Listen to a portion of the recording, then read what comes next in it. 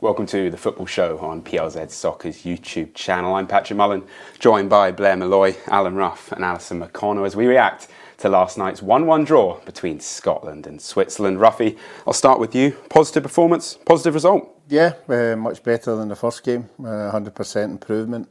They went about their job right for the start, pressed them, put them under pressure, had chances. I think both of them had chances, so they were pretty level. You know, I thought Angus Gunn had, if he saved that third one, that for me was better than the other two. You know, the one the boys threw, and he gets a hand to it. But no, I think they'll be encouraged by the performance of the guys who never really turned up at the first game, particularly in the midfield.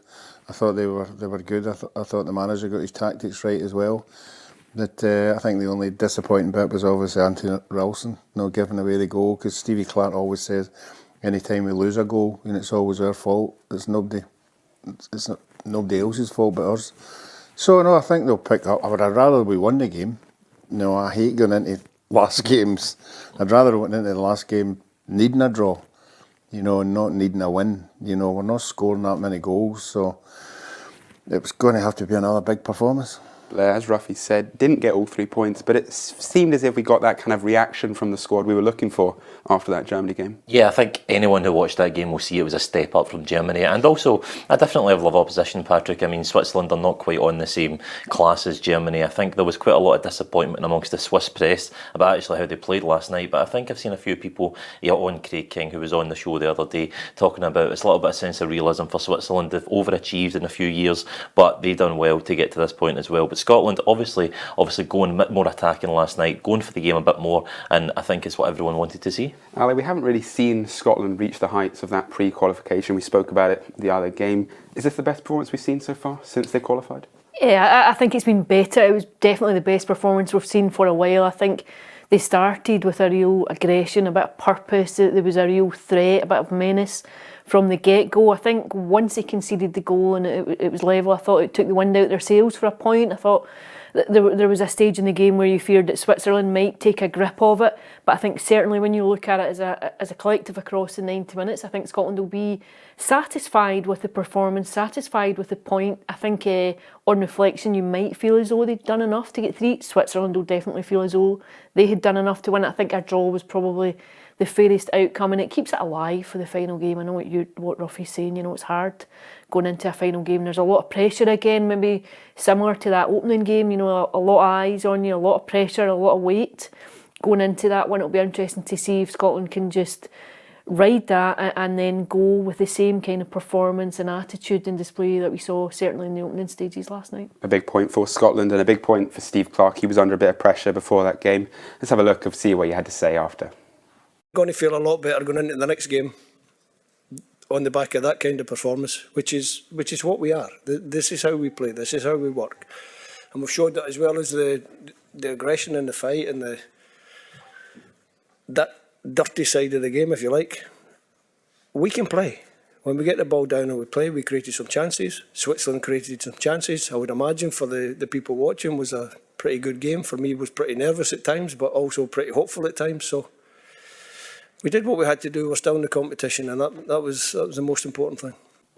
Ruffy, it was a good game. I think everyone watching kind of enjoyed it. There's lots to talk about, lots to dissect, but straight from the start, you could see with this Scotland squad there was an early intensity with the play. Well, right from the start, we got into their half. It's something we never did with Germany. But right away we were on the front foot. They were having to defend. You could see the midfield, McTominay, all pushing forward. They were all up there. They were stopping them, building up for the back, which they didn't do against Germany. They had a free rein. But I think overall, I think you summed it up perfectly well. I think both teams are of similar. This is where we are against Switzerland and Hungary. We're not challenging the big boys. So, as Alison said, it's a lot of pressure going into the last game. We put McTominay up, higher up the pitch, and the Swiss, they reacted. They didn't go for it. They felt they had to sit back, and that's what we spoke about the other day, kind of put that pressure on the Switzerland, and it worked. Then you see that reward. Yeah, I think Scotland asked questions of them. I thought Callum McGregor and Billy Gilmour were excellent. I thought the two of them just pulled the strings in the middle of the park. I don't think Callum McGregor gave the ball away once last night. Gilmour as well, just capable of taking the ball under pressure, tight situations, keeping it, not giving it away. I think both of them were excellent. I think both of them have to start against Hungary again on Sunday. But I think there was a slight differential. Obviously, taking Christie out and putting Billy Gilmour in, it worked. I think it gave Scotland just a different dimension. It just gave them a bit more edge in the final third, and I think Ruffy's correct to say, we're not seeing a lot of goals. I think it's super important then that your midfield are capable of contributing, which we've seen across the campaign. If you look back to the results that got Scotland there, Scott McTominay, obviously, John McGinn, big players, big goals at big moments, and that's what Scotland need, because we don't really have an out-and-out natural goal scorer. McTominay obviously getting the reward for Scotland. Good work from McGregor. Chance almost looked gone, but they managed to save it and 1-0 Scotland. Yeah, I think you're talking about the McTominay pushing a bit higher up the park with John McGinn. I think that's Scotland's answer to maybe playing two up front. He's not going to play two up front. It's not really a system that Scotland go with. So I think moving those midfielders a bit up there, that gives them that extra numbers going in attack. And I wouldn't be surprised to see a similar thing against Hungary on Sunday. Just touching on Alison's point there, I think Billy Gilmour and Callum McGregor, they dovetail so well in the middle of the park. And I think specifically when Scotland have the ball, I think Billy Gilmour's the man you need in there, because he's the kind of player, he's the metronome, he's the carrier that will take the ball off the defence and he'll move it forward for Scotland. Mm-hmm. Did you use a word like metronome? I did, yes. It's on the big show now. I've got to impress with the words. I wouldn't be surprised. I'd like to see James Forrest getting a shot. With the possession last night, we had a lot of possession, but if you look at all the other teams, when they've got that possession, the ball goes wide. It goes wide. Like the boy that was playing against Anthony Ralston was getting him headaches. I think James Forrest could do a similar job if we're on the front foot and we're controlling the game. I think he could do something a wee bit special that nobody else is. It's all from that moment. Scotland, they take the lead, and it's just that one moment of silliness, really. Ralston giving the ball away, and if you give the players like the Swiss, Jadon, Shaqiri, that type of chance, they punish you. Yeah, that was an incredible strike. I think the majority of people would say he's going to take a touch. But to hit the ball with the curve on his left foot, just at pace was spectacular. I don't think Angus Gunn thought he was going to hit it first, but nobody was saving that anyway. But you're right, Steve Clarke will be disappointed, with the goals that we're losing, but you can only improve on that. I would just like to see us getting a second goal. Because at one goal, you're hanging on in there, I thought we looked dangerous at corners and free kicks. I thought there was some good deliveries into the box, which always causes the opposition a bit of trouble. But obviously, Hanley hitting the post, that could have went anywhere, But they're the kind of chances we've got to turn into goals. Shaqiri, Blair, he's been on fire all season, and now he's showing it in the Euros. Yeah, I thought Steve Clarke made a very interesting point about that goal, that if it is a defensive error that most of the time gets dealt with, because there's two Scotland players back and you can usually mop that up. And he said if that ball falls to anybody else, it's probably not a goal. And Xherdan Shaqiri, he's always a player that just seems to turn up at international tournaments. I think that's now he's scored in 6 major championships, which is incredible for any player. He scored 10 goals at major tournaments, and a player like that, of that ability, having played at the highest level, you give him an opportunity like that, he's going to punish you. Yeah, I mean, the game saw a huge momentum shift after that Switzerland goal. Scotland, where they looked to shell themselves from what we'd seen at the start, but they managed to kind of settle in and keep Switzerland out until half-time. Yeah, and I think across the course of the game, I think there was a stage where both teams, you could sense, maybe just didn't want to lose it. Both teams, you could sense the tension in the stadium. Switzerland win that one, they know they're going through. Scotland win it, put them in a fairly formidable position. I think you could sense the tension in the game the longer that it went on, and obviously Scotland hitting the post and then missed another one from close range too. I think you could argue it easily could have went either way for each team, and in Switzerland with the goals that were chopped off as well, and the VAR ones. But I think what you have to do is just harness the positives from the performance now, take out the energy and the intensity of it, and you've got to start in the front foot against Hungary, because how you start will set a tone for that game on Sunday. It's all or nothing now. I think Callum McGregor had mentioned, the players are seeing it as a cup final. I think you've got to. I think it has to be a winner takes all. Scotland have got to go out now and go for it. I think you have to manage the game, and you don't want to be going gung-ho too early, but I think you know what's at stake, and you don't want to be going out with a whimper. You want to be going out knowing that you've given your best and try and see if you can go and become the first team that can make it out of the group stages. One of those big positives last night was Angus Gunn in goal almost. Got a bit of mixed up there. He had a tough night against Germany, but I think last night, I think we can all agree, some huge saves in crucial moments. Yeah, good height for the saves, you know, but you still got to be there to put them away. 2 up high were quite easy for him, you know. But that one I was talking about, I don't know, do we think he touched it? Remember the boy turned. I thought he did get it. It looked as if he got. I thought he looked the as if, tiniest of touches on it. but they never got a corner. I think Steve Clarke actually said that one he got a goal kick for, and that was probably a good save. So I think he admitted himself he got a touch on it. That was a turning point for me. If he saved that, you know, If he hadn't, if it went in the back of the net, I don't think we would have come back for that. But we hung on in there. I thought the longer the game went, Switzerland decided we don't know how to win this. You know, they've got the points in the bag. So I thought the last 10, 15 minutes they were attracting a lot of Scotland pressure, trying to pass the ball about and see the game out. But you know, they'll be happy with their points now. It depends how Hungary see this game. You know, will they think 3 points is good enough to be the fourth, qualifying in the group? So it'll be interesting to see how it goes. But I think it'll be a good game. A good performance from Gunn. We spoke to him after the game to hear his thoughts. I think our performance tonight was, we were trying to win the game the whole time. So I don't think it changes from the start. Obviously, we know we need to go and win the game. So maybe later on in the game we have to, push bodies forward. But I think from the start we've got to show what we did tonight, our aggression, front foot, and hopefully we can, create history for the country. Alison, it was another special atmosphere there last night. You see the national anthem beforehand, just simply breathtaking by the Tartan Army. Yeah, I think what you've seen over the last week or so is just how much Scotland have missed and how much supporters have missed being at major tournaments. So I think they've overtaken Germany. I think they took over Munich last weekend and then Cologne this week, Stuttgart in the next coming days. But I think certainly the reports that we've heard from everyone back home is that numbers have been phenomenal. We were looking at, I think there was like quotes of like maybe 150,000, 200,000 people in Munich last weekend, the same in Cologne. I think it's all appeared to be very good natured. I think the national anthem being sung last night just before the game, I think would have given a few people goosebumps. I think you've just seen how much supporters have missed the opportunity to go and see the team compete at the European Championships, compete at World Cups. You see generations of families going together. Didn't think it was going to be this long for my dad and I to go back to a tournament, or for me to take my son to a tournament or whatever. And I think it just shows how much they've been delighted to be there. And I think clearly they won't want to just be there to make up the numbers, or want to go one step further and be phoning back and saying, I need more time off work, I'm not coming back next week. I'm very jealous of anyone that got to sample that atmosphere last night. Someone that did manage to sample it was Peter Martin from PLZ Soccer. Peter, talk us through it. How was that last night?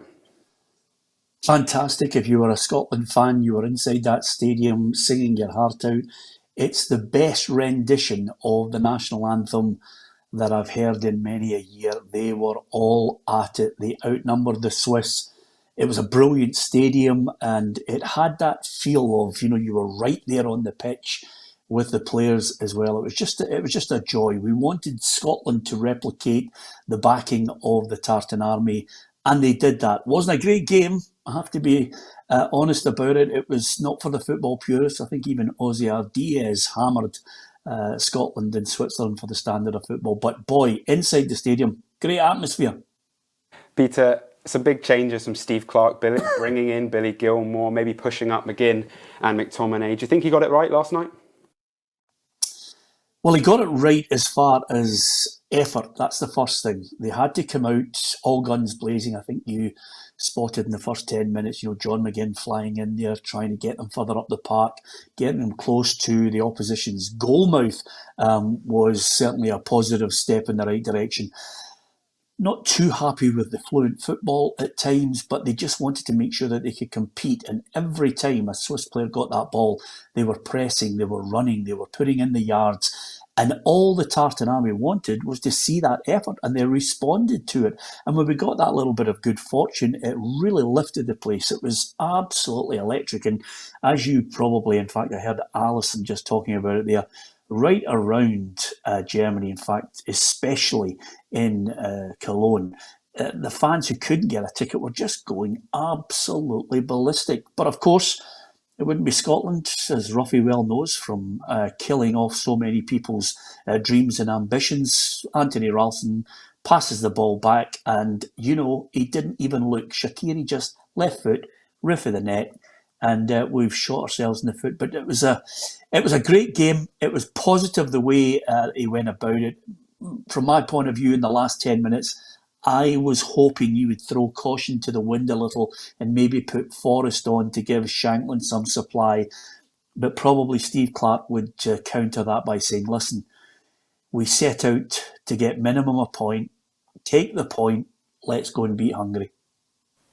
Peter, just touching on that, a lot of the chat before this tournament was that Hungary and Switzerland was where Scotland were going to get their points from. Obviously, aside from the defeat against Germany, do you think it's going to plan so far for Steve Clarke and how he would see this mapping out? Yeah, well, I love the way you said, is it going to plan? Because basically, in 1978, you'll never believe this, Blair, I thought to myself, well, we're definitely going to beat Peru, so there's 3 points in the bag. We'll definitely beat Iran. We might nick a point off Holland, but we could get beat. So we'll get 6 points. We're definitely going to qualify.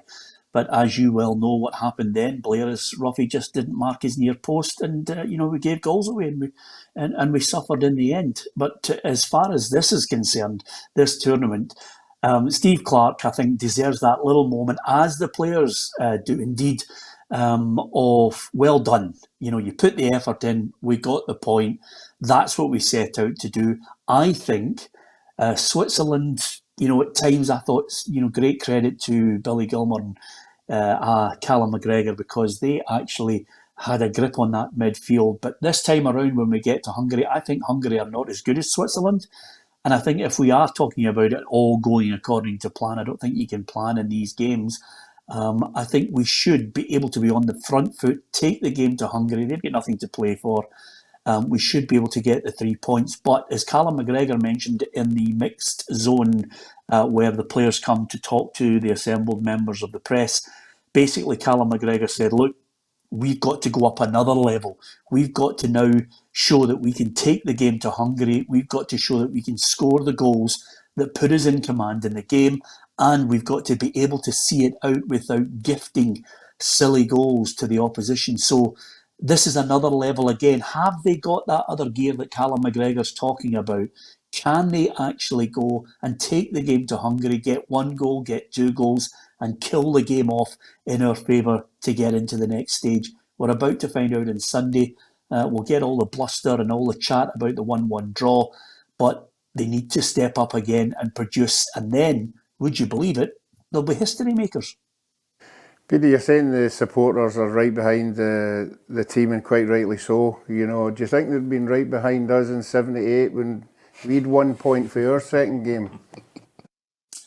Yeah. I mean, that's a great thing about it. By the way, Ruffy, the good news is if they get through, I kid you not, if they win this game against Hungary and get through, there will be an open top bus and they'll be welcomed back into the country. Absolutely no problem whatsoever. I mean, they'll just be bringing them down and there'll be ticker tape everywhere, and you'll be sitting in your house raging because you managed to beat Holland and maybe a goal away from getting through. But listen, at this point, I think nobody in their right mind expected Scotland to beat Germany. The biggest criticism came with what many perceived as a lack of effort, maybe caught up in the occasion, didn't produce what they set out to do, at least make it a battle. They didn't get it, and they wanted more effort from the team. They got it. Everyone gave everything they could. If anything, I feel for Anthony Ralston. He'll be beating himself up about that pass back, because I thought at that point, we had the better of Switzerland. We had the making of them, and we'd worked out how to defend that 1 goal advantage, and then that moment of stupidity. But listen, Anthony Ralston's come in at a point. Would he have played if Hickey had been fit? I don't think he'd have got a sniff in the game. Might not even got in the squad. So I don't think we can be too harsh on him. It's a team game. You win and lose as a team. If they get through in this next one, Ruffy, get ready for everybody, talking about this crew as history makers. Thank you, Peter, for joining us on the football show. Get out there in Stuttgart and sample some of the local atmosphere. Ruffy, one maybe negative of the game, Kieran Tierney stretched it off in the second half. Looks like it might be a tournament ender for him.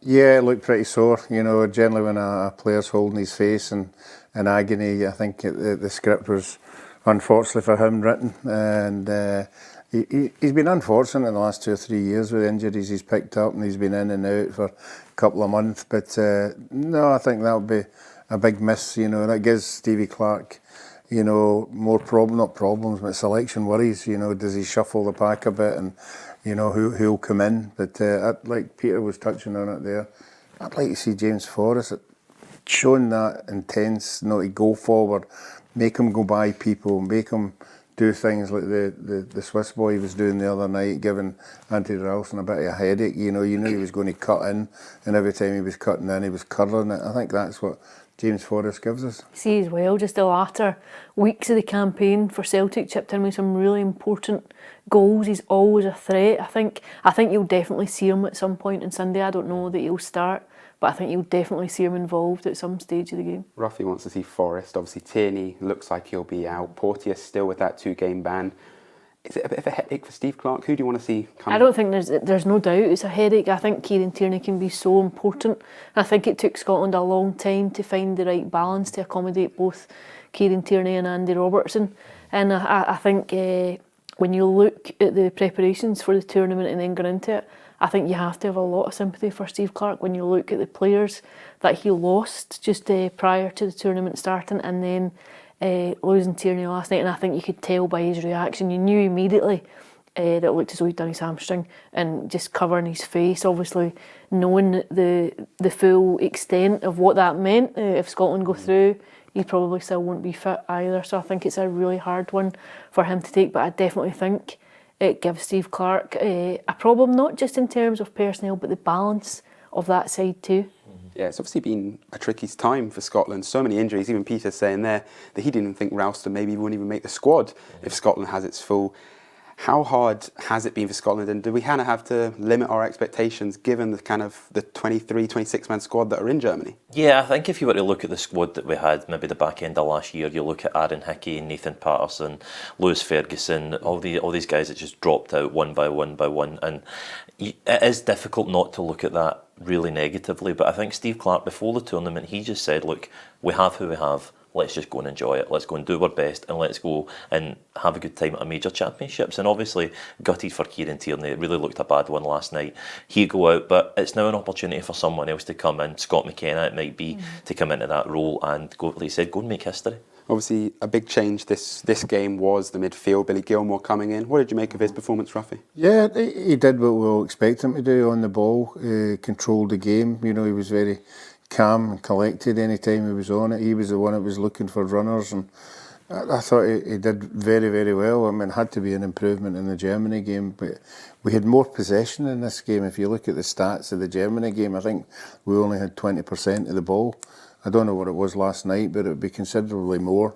And that's why, when he was on the ball, the other midfielders were beginning to push forward and go into spaces that were hurting them. I know Alisson was full of praise for Callum McGregor, so was Tam McManus over there in Germany.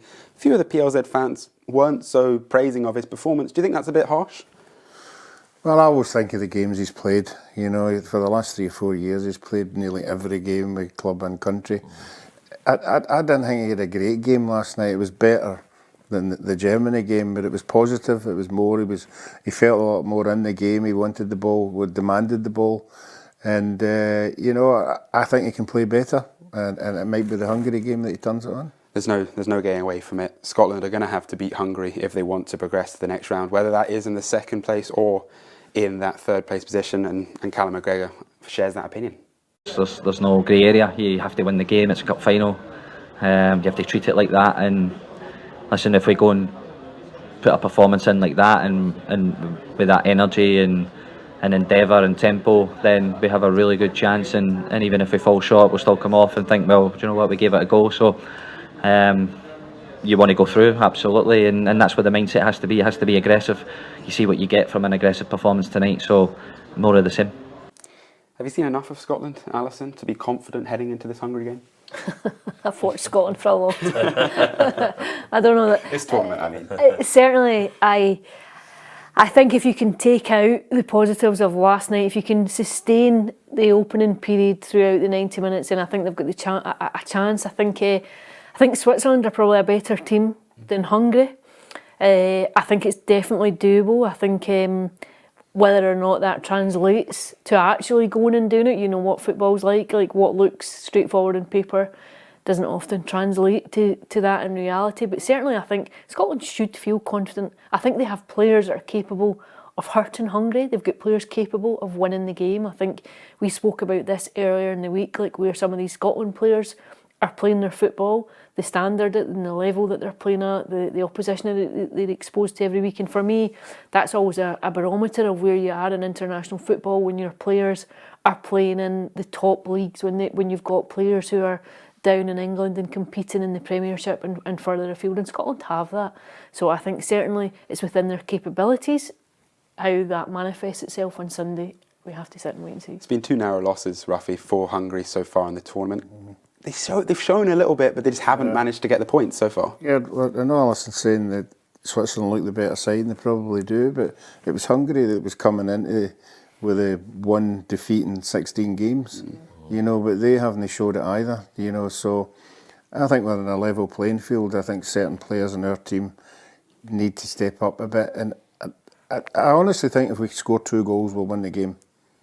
You know, I think we will, you know, but we've got to get the first goal first. But I think we're dangerous at corners. I think we're dangerous at free kicks, which will cause them a lot of problems. If it is McKenna that's playing and Hanley's there, it's a big force, you know, at corner kicks. So I just hope we score first. Before we go in, we always say that in big like Rangers Celtic games. Whoever scores first has got the initiative. And when you score, when you go a goal behind a tournament at this level, you've seen it the other night, it sets you back 15 minutes because you've got to be aware that we lose another one, we could lose this game. So it changes the dynamic of the game.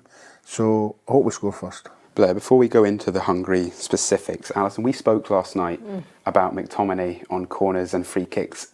I just can't get my head around it. One of the tallest men in the Scotland squad isn't in the box, isn't in the danger area to get his head on them. Yeah, I have to say, I share that observation too. I think sometimes you think it would be helpful, particularly when you're without Dykes, you know, like a big physical presence in the box for a corner or a free kick. I think height can be so important at a point like that. I think there must be maybe some other people that could take corners and free kicks and just give us something a bit extra, a different dimension in the box for a bit of a threat. We talk about Hungary. If an immediate name comes to my head, Dominic Szoboszlai, plays for Liverpool. Blair, who should the Scotland fans be worried about heading into this game? Yeah, I mean, it's Szoboszlai is obviously the main man for them. He is the talisman, if you will. I think it's interesting what Ruffy says, that we are all now looking at Hungary as potentially the weaker team in this group. That wasn't the opinion before this tournament. Hungary were unbeaten in qualifying. They were in a group with Serbia, Montenegro, Lithuania and Bulgaria. Played 8, won 5 and drew 3. The only defeat they've suffered is that game against Ireland when they lost it in the last minute, which was a narrow defeat at that. So Hungary, I think, before this tournament would have been seen as the more dangerous of the two sides. It's interesting, they'll set up in a 3-4-3 situation, similar to what we've seen last night with Switzerland attacking fullbacks and the 3 at the back.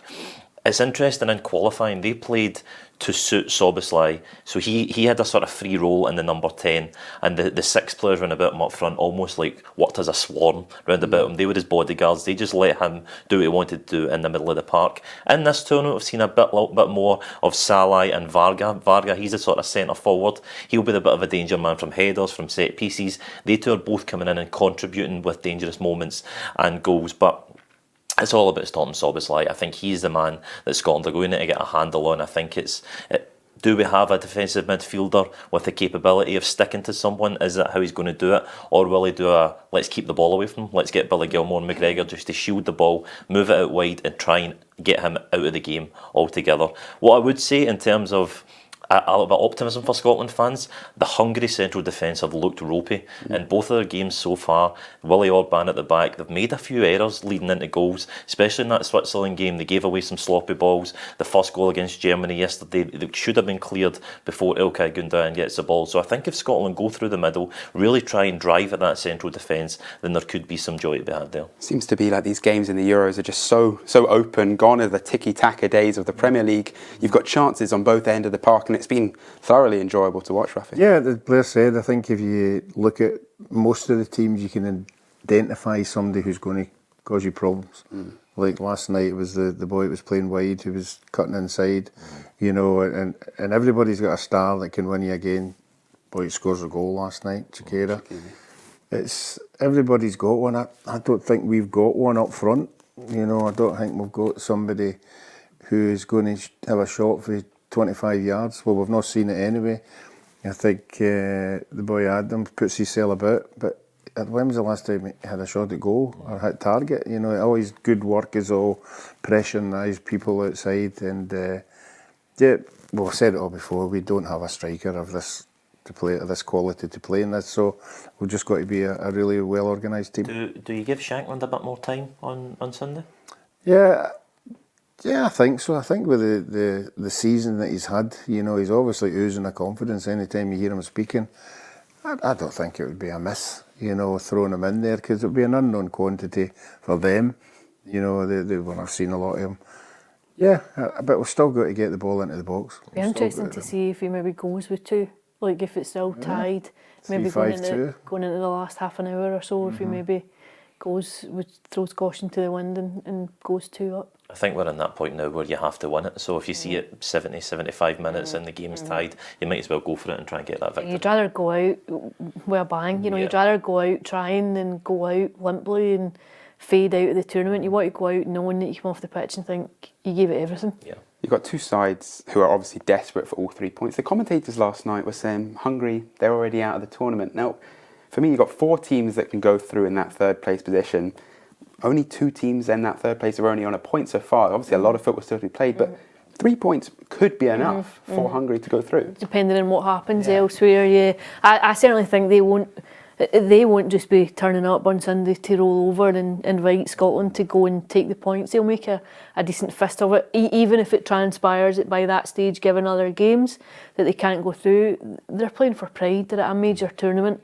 You know, you saw the criticism that Scotland got on Friday night in the aftermath of losing 5-1. It's no different for anyone else. You can imagine what pressures and intensity surrounds that squad at the minute, that there's been 2 games of not showing up, such an impressive campaign to get there, so much optimism and belief going into it. So you can imagine what's going around that squad at the minute. So whatever happens, I think they'll put up a really formidable fight on Sunday. They've got a wonderful support as well.